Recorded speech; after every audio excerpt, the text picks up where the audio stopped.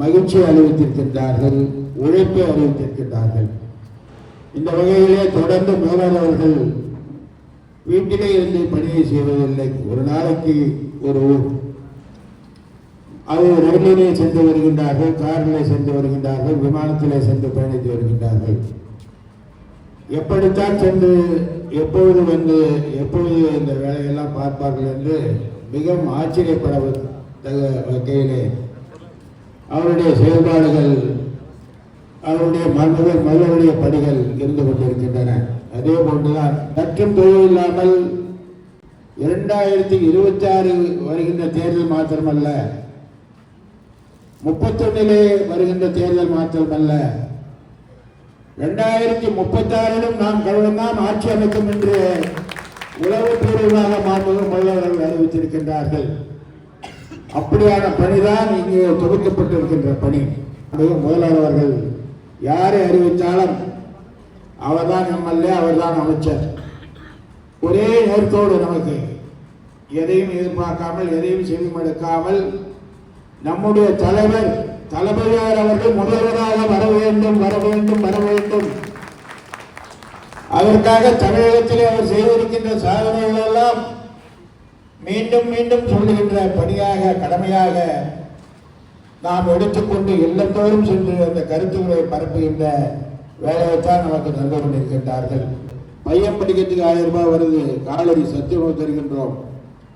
சுயநலக்குழுக்கு வங்கியிலே குழுக்கடன்கள் எவ்வளவு வேண்டுமானாலும் தருகின்ற நிலையை உருவாக்கி கொண்டிருக்கின்றோம். ஏன்னா பெண்கள் தான் நீ வங்கியில நம்பி கொடுக்குறாங்க. எத்தனை கோடி கேட்டாலும் நியாயமாக கடனை திருப்பி செலுத்து, அதற்கு ஒரு மரியாதை ஏற்படுத்துகின்ற மகளிர் அணி 1989 தருமபுரியிலே தலைவர் கலைஞரால் ஆரம்பிக்க வைத்து இன்று ஆள்போல் தழைத்து எங்கும் தமிழகம் எங்கும் மகளிர் அணி மகளிர் குழுக்கள், சுயவர் குழுக்கள் என்று சுயவர் குழுக்களில் இல்லாத உறுப்பினர்கள் இல்லை என்ற நிலை இந்த தமிழகத்தில் இருந்து கொண்டிருக்கின்றது.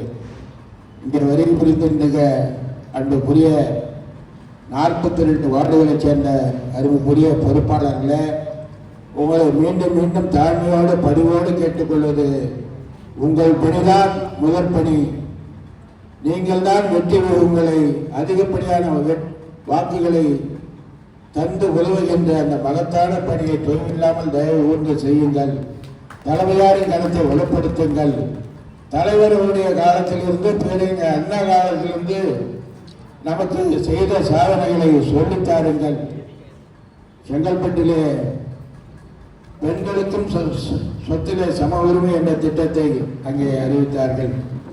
1989 மகளிர் சுய ஊக்குவித்தல் என்று பல வகையான திட்டங்கள்.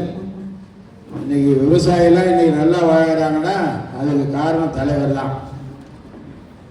மின்சாரத்துக்கு கட்டணம் இல்லாத மின்சாரம் யாராவது எந்த ஊர்ல இந்த நாட்டில் கொடுக்குறானா? கட்டணம் இல்லாத மின்சாரம் மட்டும் தரவில்லை என்றால் எத்தனையோ விவசாயிகள் கஞ்சி காய்ச்சி குடிச்சு எலிக்கருவிக்கு பிடிச்சி சாப்பிட்டு எவ்வளவு பேர் மாண்டு போயிருப்பார்கள். அந்த நிலையை உணர்ந்த நம்முடைய கலைஞர் அவர்கள் விவசாயிகளுக்கு கட்டணமில்லா மின்சாரம் வழங்கி சாதனைப்படுத்திக் கொண்டிருக்கின்றார்கள். 7000 கோடி ரூபாய் விவசாய கடன்கள் தள்ளுபடி.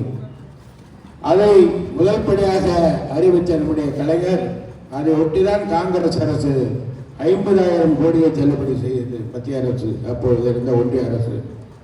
இதுபோன்று தொடர்ச்சியாக பல்வேறு சாதனை திட்டங்களை, என்றும் நினைவு நிற்கக்கூடிய திட்டங்களை மக்களுக்காக வாரி வாரி வழங்கிக் கொண்டிருக்கின்ற மகத்தான தலைவர் நம்முடைய தளபதியார் அவர்கள்.